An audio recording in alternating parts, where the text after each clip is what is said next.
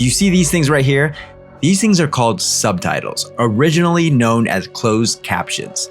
Now, before the magic of AI, you couldn't just push a button and they magically appeared.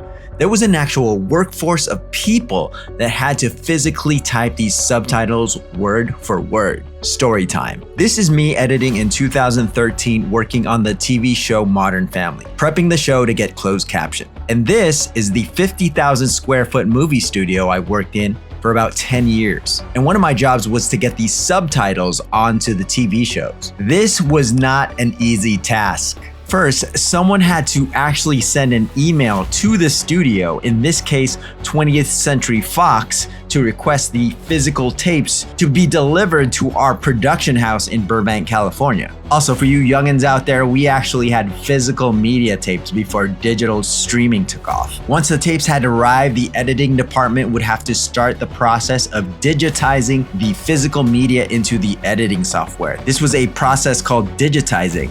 Once the show was in digital form, the editor would now have to format the show to the TV network specifications. Then we had to physically burn a DVD to send over to our closed caption departments.